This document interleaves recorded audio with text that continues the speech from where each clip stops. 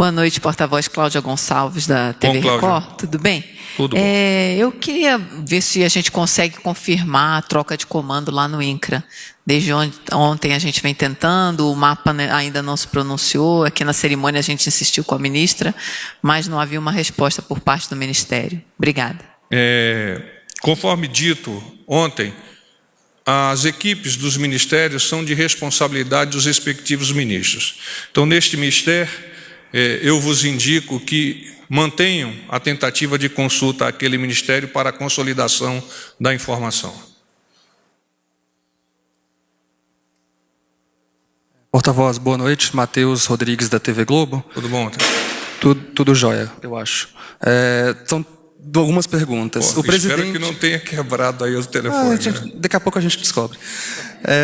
O presidente hoje, quando estava falando com os garimpeiros ali na porta do Palácio do Planalto, disse que divulgaria um vídeo de um cientista russo sobre o grafeno que abriria a cabeça dos brasileiros. A gente queria saber se esse vídeo existe, se ele vai ser divulgado, por que via, ou se, enfim, foi um comentário... Eu vou checar com o presidente. De fato, nós já tivemos contato com o cientista russo que conhece profundamente dessa questão.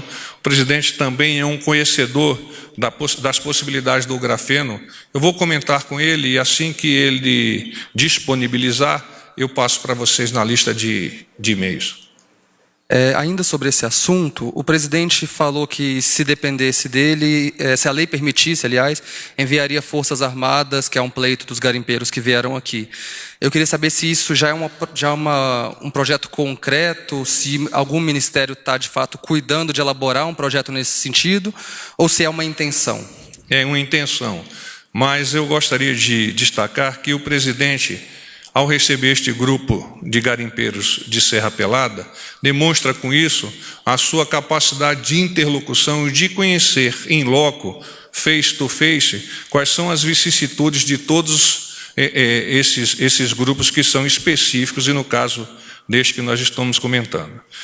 O presidente também vem comentando a sua preocupação de alinhar nessas questões referentes a garimpo, a meio ambiente, etc., o desenvolvimento econômico com a sustentabilidade para a manutenção das riquezas, no caso específico dos garimpeiros, das riquezas minerais, em benefício da nossa população. Caso que você nos cita em relação ao emprego das Forças Armadas, o próprio presidente, antecipando essa ideia que ele vos apresentou, ele colocou que, para que tal se efetivasse, necessário seria termos a legislação em suporte à ação. Não há, de fato, neste momento, estudos mais aprofundados no tocante a esse emprego das Forças Armadas, e caso isso venha a ocorrer, estará adstrito, como sempre, aos preceitos legais da nossa legislação. Uma última pergunta, mudando de assunto, porta-voz. Pois não. Os senadores hoje falaram abertamente em travar o segundo turno de votação da reforma da Previdência se o governo não cumprir os acordos firmados para essa aprovação. O líder do PSL, o senador Major Olímpio, disse que, abre aspas, a água passou do umbigo. Queria saber quais acordos foram esses que o governo fez para viabilizar a reforma da Previdência e como que o Planalto avalia essa cobrança de pacto federativo, de pagamento de liberação de emendas parlamentares, como é que está isso? Nós temos confiança no patriotismo, como o presidente Bolsonaro sempre referenda, no patriotismo dos nossos senadores. Entendemos que a interlocução do poder executivo com o poder legislativo é uma atividade republicana e nós temos aqui no Poder Executivo ministros que fazem a intermediação, que são os conectores entre as informações do Poder Executivo e as informações do Poder Legislativo. Dentro desse ambiente, nós adequamos as solicitações, as conversações e um aprofundamento melhor seria colhido por parte de vocês, consultando a Secretaria de Governo. Boa noite, porta-voz. Gustavo Maia, do Jornal Globo.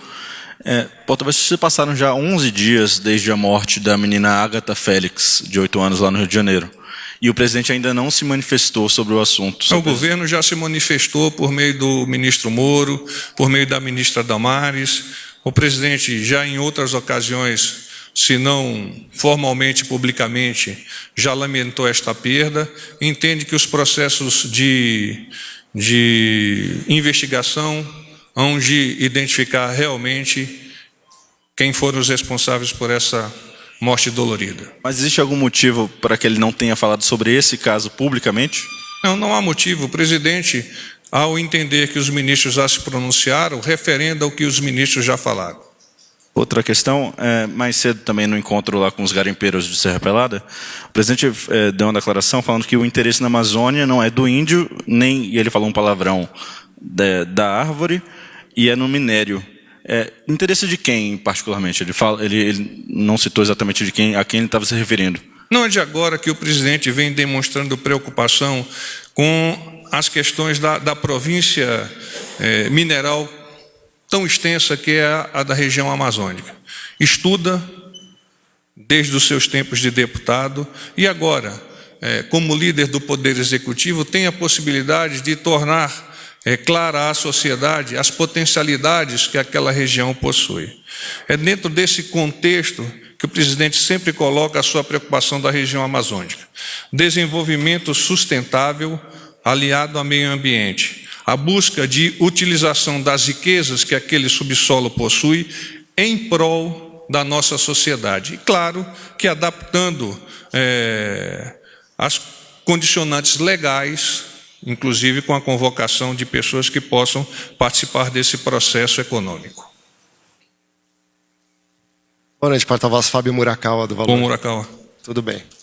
Porta-voz, os garimpeiros que vieram aqui para o Palácio do Planalto conversar com o presidente, eles estão pedindo basicamente uma intervenção federal lá em Serra Pelada, né? E pelo que se entende aí do que eles dizem, eles defendem um modelo muito parecido de gestão de Serra Pelada com o que havia na época do governo Figueiredo. O presidente Bolsonaro até citou, né, quando desceu ali para falar com os garimpeiros, que eles eram muito felizes na época do governo Figueiredo, que aquilo ali era militarizado, tinha um militar no comando, né, até na época era o Major Curió. A minha pergunta é a seguinte: o presidente Bolsonaro está sob cogitação você devolver que Serra Pelada volte a ter um modelo de gestão parecido com o que era na época do governo Figueiredo, com um militar no comando, as Forças Armadas ali dentro? Não, ele não fez nenhum comentário nesse sentido. Entendo que o fato de interagir com os garimpeiros possa lhe ter permitido esboçar algumas ideias, mas de concreto não temos nada nesse sentido. Boa noite, porta-voz. Pedro Vilela, da Agência Brasil. Eu queria saber se o governo está acompanhando a situação política no Peru, né? A gente teve um processo lá de dissolução do Congresso Nacional pelo presidente. Há 2 presidentes nesse momento governando o país, porque o Congresso reagiu nomeando uma presidente interina. Eu queria saber se o presidente tem sido informado sobre isso, se ele expressou alguma opinião sobre isso, como é que o governo brasileiro vê esse processo no país vizinho. Pontualmente, ele não expressou nenhuma opinião com relação ao fato, mas no processo informacional que cabe a uma estrutura como a nossa, o Ministério das Relações Exteriores, por meio do nosso embaixador acreditado naquele país, recebe as informações e as transmite ao presidente quando entender necessárias. Mas o presidente não fez comentário diretamente e pontualmente sobre esse fato. Porta-voz, tudo bom? Matheus, do Estadão. Mateus. Eu queria retornar até um assunto que já foi mais citado há semanas, sobre a situação de Itaipu, no Paraguai. Há uma espécie de comissão parlamentar de inquérito que ocorre no país, e alguns depoimentos, inclusive de pessoas ligadas à estatal de energia do Paraguai, dizem que aquele empresário Alexandre Giordano, suplente do Major Olímpio, chegou a vir no Planalto, citou a família Bolsonaro em reunião com representantes da Leros, da estatal. E queria saber se o governo agora, passado um tempo, tem alguma posição sobre isso, se houve algum diálogo nesse sentido. O que nós temos é que esse assunto No tocante a esse assunto, o Brasil rege-se nas suas relações internacionais pelos princípios de autodeterminação dos povos e da não intervenção. Os ministros das Relações Exteriores, das Minas e Energia e o diretor-geral de Itaipu têm atualizado o presidente. Aliás, é uma informação que eu já vos adiantei em outras oportunidades. Eles têm atualizado o presidente acerca dos aspectos conjunturais da Itaipu Binacional. O governo federal continua dialogando com o Paraguai de forma a construir soluções que contribuam para a correção de eventuais desequilíbrios em relação à contratação de energia produzida. No caso específico das decisões tomadas pelos parlamentares daquele país, claramente o Brasil não se pronunciará. Civil da Presidência da República, às 9 horas, com o ministro Osmar Terra, ministro de Estado da Cidadania, às 11 horas, com o ministro Sérgio Moro, ministro de Estado da Justiça e Segurança Pública, às 11h45, com o vice-presidente Hamilton Mourão, e aí às 14h30, reunião do Conselho de Governo, para, há pouco, às 17 horas, a solenidade de lançamento do Plano Agro-Nordeste. Vamos às informações dos ministérios. Ministério da Infraestrutura. O ministro Tarcísio está realizando um roadshow na Espanha com uma extensa agenda de encontros com os principais operadores de infraestrutura da Europa. O Brasil possui uma série de ativos atrativos e projetos bem estruturados no maior programa do mundo de concessões de ativos de infraestrutura, com projeção de 217 bilhões de reais em investimentos nas próximas décadas. Nas reuniões de trabalho, o ministro tem ressaltado o planejamento sólido e a previsibilidade do programa de concessões do governo Bolsonaro, com um cronograma assertivo para conceder os principais ativos da infraestrutura de transportes.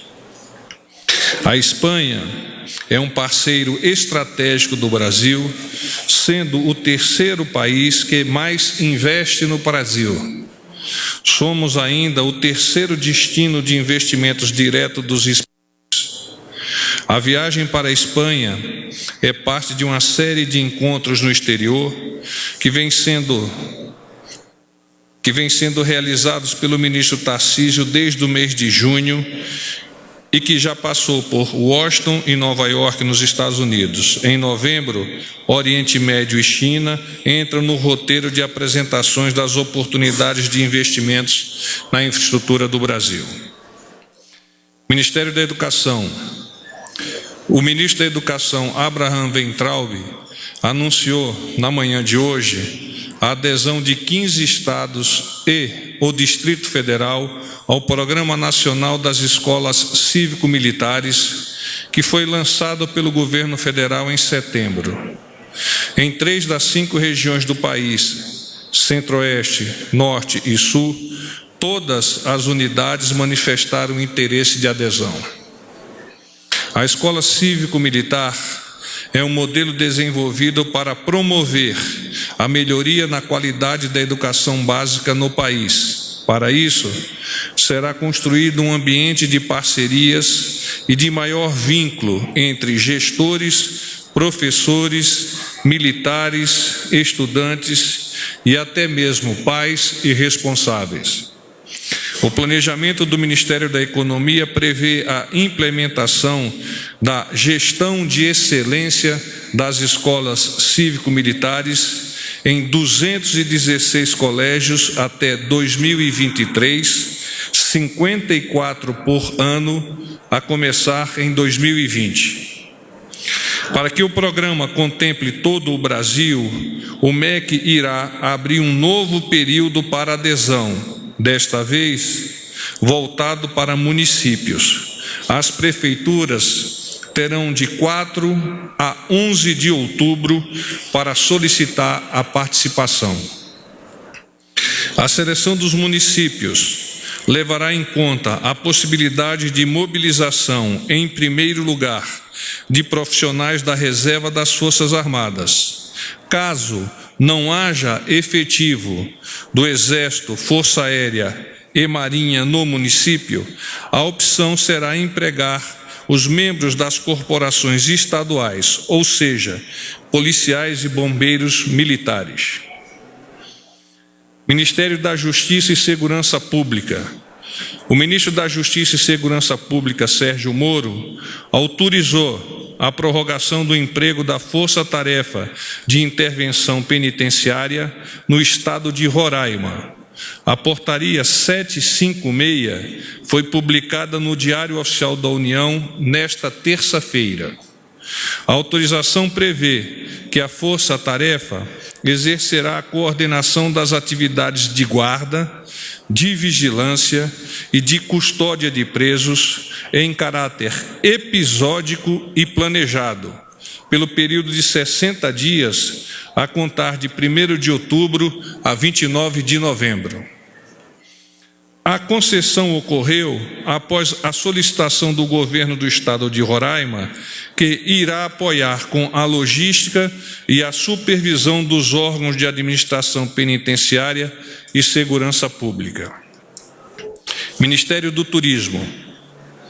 Pesquisa inédita da Confederação Nacional do Comércio de Bens, Serviços e Turismos, CNC, registra que nos primeiros 7 meses de 2019, o faturamento no setor foi de mais de 136 bilhões de reais, o maior registrado nos últimos 4 anos.